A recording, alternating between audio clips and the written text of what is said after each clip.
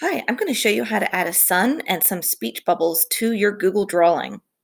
To add the sun, I'm going to come up to the shape tool and I'm going to go down into shapes and I'm going to very carefully move over here and I'm going to click on the sun. Once I click that, my cursor changes to, it looks like a plus sign. It's waiting for me to click and drag. That will draw your shape right into your document. And if you don't like where it is, you could position it wherever you want by clicking on it and dragging it.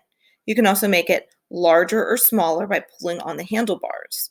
You can change the color by coming to the paint bucket and changing the fill color of that shape. So you could pick something more traditional or you can have fun with your color choice. The next thing I want to do is add a speech bubble or two to share the facts that I learned about the sun.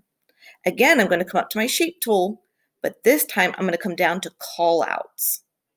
And I'm going to choose one of these speech or thought bubbles. I'm going to choose this one right here.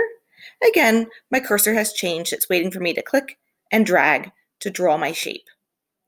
Now, I would like it to look like it's coming from the sun's mouth. So I'm going to grab that little yellow, was that a diamond, and just kind of point it down here towards where I'll put the sun's mouth. And then in the box, you can click 2 times, click, click, to type. Or you could also right-click, and in the menu, you can click Edit Text.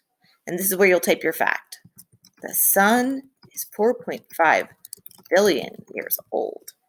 If your text looks a little bit too small to you, you can highlight everything and change the size. Maybe I'll try size 30.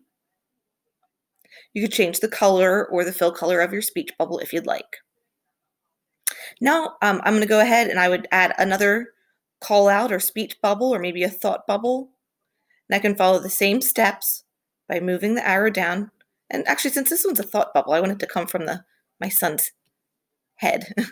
Again, double click and share your next fact. You can also decorate your sun. We have some fun little accessories here, like maybe some sunglasses.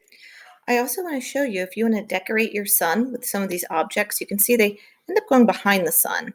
So what you'll want to do first is to click on your sun, and if you do a right click, that opens a menu, and we'll want to put the order of the sun to the back. And that way, all of your other objects will go in front of the sun.